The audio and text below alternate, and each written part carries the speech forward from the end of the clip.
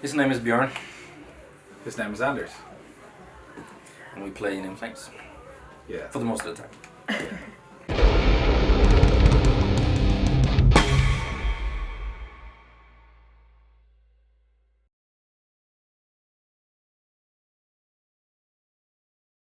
We went to Los Angeles last year in February, I believe, right? Yeah, February. February, and then we were done 3 months later, writing and recording during those 3 months, and the experience was awesome. We had a great time, and I hope people can hear that when they listen to the album.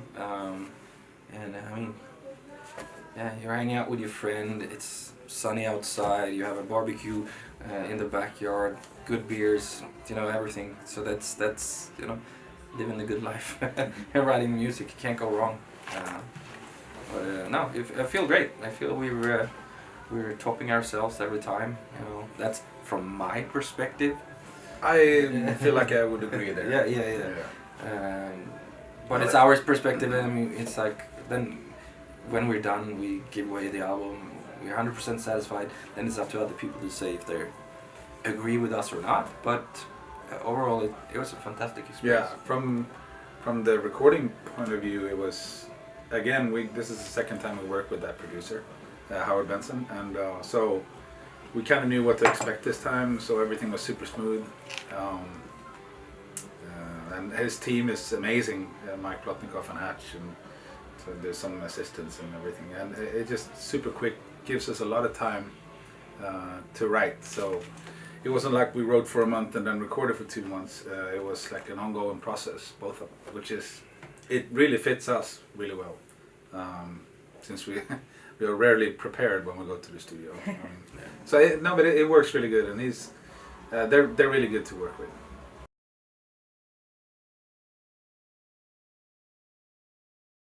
It wasn't that much different, apart from that with that album, it was the first time we worked with Howard, and first time, I mean, we had the new management on that album. I mean, we're still working with that management, but that was our first album experience together, and they said, why don't you guys try to write with some other people, just to get inspired, or you just change things up a little bit. So we did that on a few songs. I think most of the stuff when we got back home from the actual writing process, we changed a lot of stuff back to what we normally would have done. But with this album, we said we do this on our own, so that was different. But the rest wasn't that different. But I think Battles was a tryout for us, working with the producer as Howard Benson and his team, also writing the way we did in the studio, in the house, and then go to record. Having a producer listening to demos, because we didn't really write demos before either. So this one, we know what we were able to do. Howard knew us, so this one was a bit more relaxed, I think, and that was made overall experience better.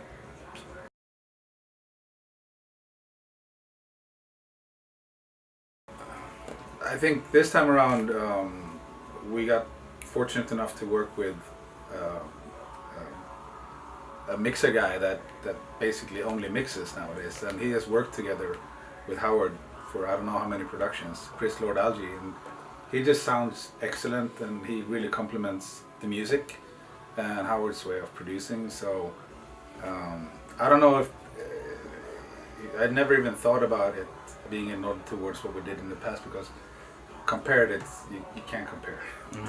It's we wanted to have more guitars up front in that, but that's from a producing or mixing perspective. That was basically it. Then we don't, in our heads, we're not writing for old or new. We're just writing for us as we are right here, right now. And being a band, release an album, you always have people saying this or that, and that's fine. Old or new, I don't care.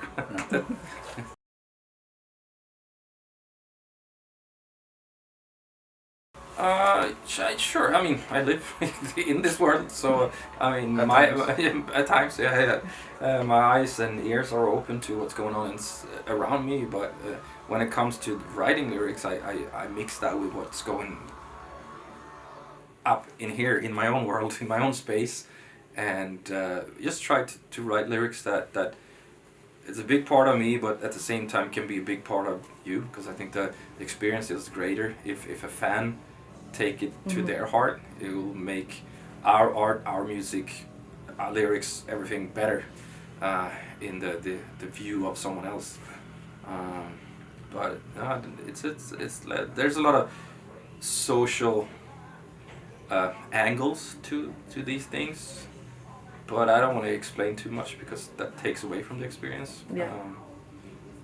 I hate to explain everything because then people are just like, okay, and then there's nothing there anymore. That's how it is with the world as well. Speaking of the world, I mean, now there's no secrets. It's out there, and my friends know more what happens in my life before it happens to me because of Facebook and Instagram and whatever. You barely come to someone and say, hey, I experienced this unique thing, I know already, they say, so that's different. So I want to keep some stuff unexplained in a way, but it's personal. It could happen today, it could happen 20 years ago, 30 years ago. It could be through the eyes of someone else as well.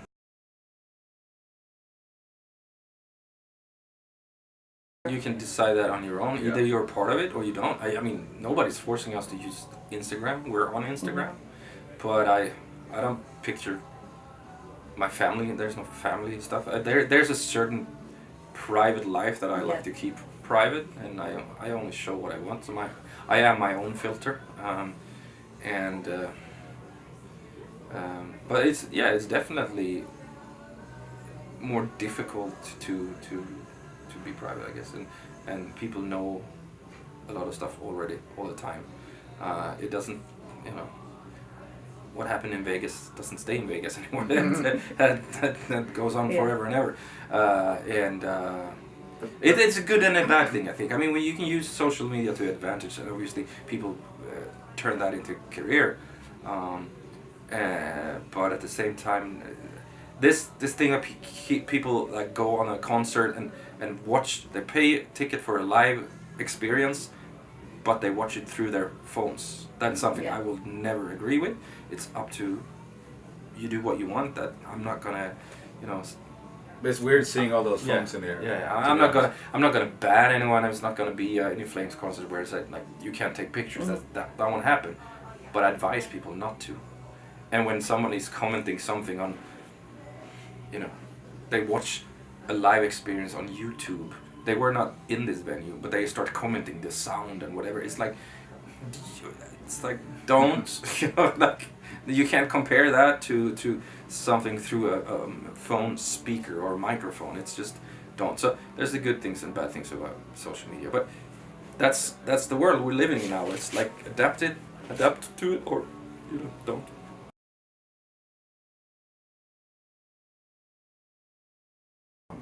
I think also from a band perspective, I think it's a good media platform. It's a good outlet to present new music perhaps, or just mention to people that, well, we're going to be in your part of the world playing, maybe you should come party. I think it could be a really good and powerful outlet for a band. And at the same time, anybody can do it today. So there's gazillion Instagram accounts, and a lot of them are from bands, and it's kind of hard to distinguish sometimes who's who, but I can see both benefits and drawbacks.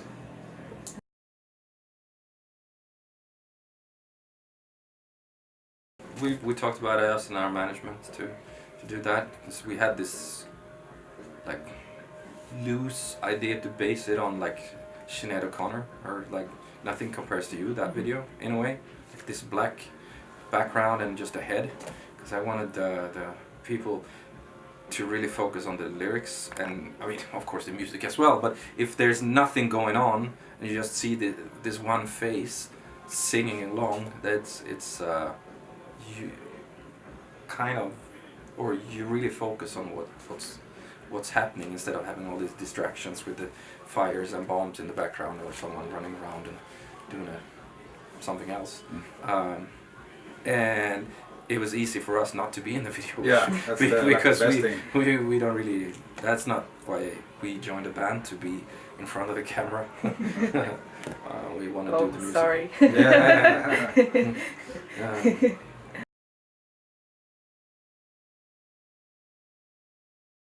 Well, we thought he could be good for it. Of course, we saw his expressions and so on. I knew that's what we wanted, but it's not based on his role. Yeah. It has nothing to do with that. But he did exactly what we hoped for.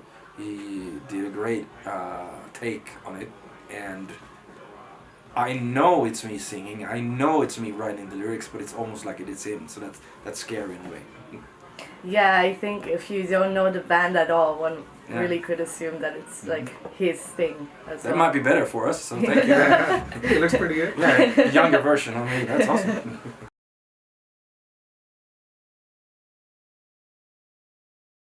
It started already on Battles. It was Howard. He sort of came up with that, introduced that, like, why don't you try to do it when you're here? It's better for him as well as the producer, if I'm on point, if I'm, it doesn't take 3-4 days for me to get in shape.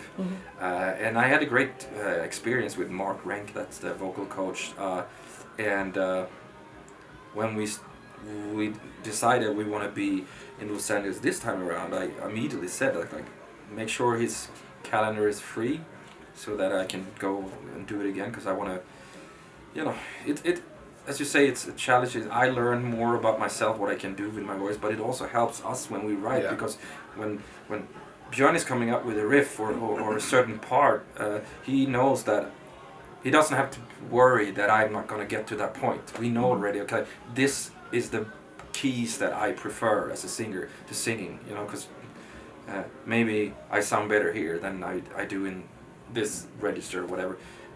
Because I have like a sort of high and a low. The one in between, not so much. I think that's me personally, so it's fun. I'm not trying to. I don't aspire to be. I'm not gonna go in, call up The Voice and ask for an audition. That's not what I'm doing. It's or try to become the best singer in the world. I'm just trying to master my own instrument and knowing my boundaries and limits, and if I can push those limits, which I feel I have, it makes the overall experience better for me. So.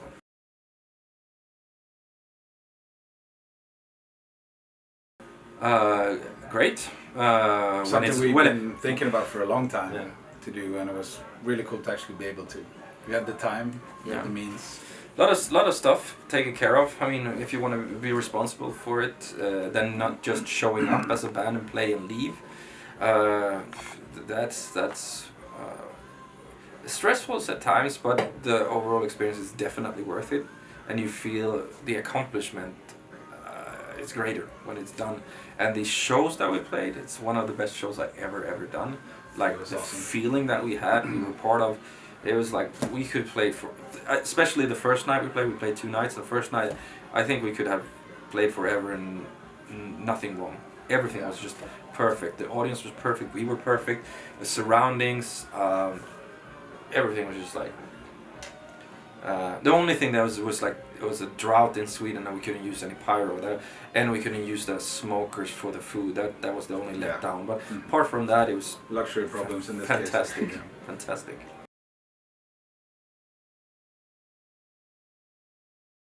Hopefully a little bit more rain so we can use the pyros. But apart from that, it's a new festival, New Year is something. New bands. Yeah, something else will happen. We will try our very best to top last year, but hopefully people have a few beers in their system and feel that it's better than last year. I have no idea. We'll see. It'll be awesome. It was a great experience, and can't wait to do it again.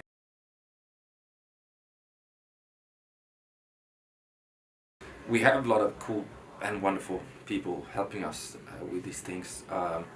So, but it's good, you know. It's a good experience. Makes you appreciate being on stage, doing what you do more. I think, you know, you value small things when you see what it takes to put a festival together.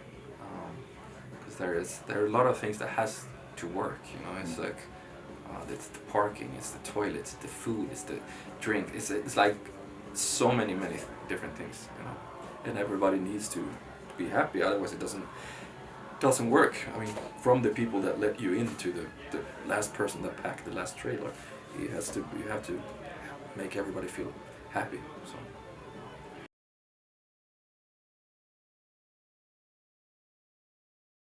We were talking about it earlier, and I just looked at my calendar. It's like, okay, I'm not going to be seeing my bed for a while now. Which is what we do. We start in February. In the US, yeah. And then we do actually two tours back to back in the US, and then we coming home and do a UK, France, Switzerland, Belgium, France. Did I say France? Yeah, I did say. I mentioned France. We do that, and then I can't say anymore. But we have way more stuff.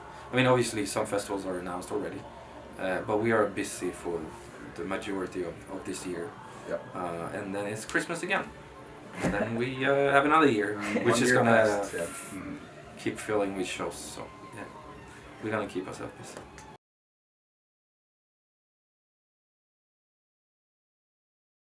We don't know much. I mean, we are going to be there. And some of our songs are going to be there. That's as much as we can tell. We're looking forward to playing. Yeah, it'll be good. Finland has always been great for us. So. Festivals here are amazing. So. Yeah. So it's gonna be good. So don't miss it.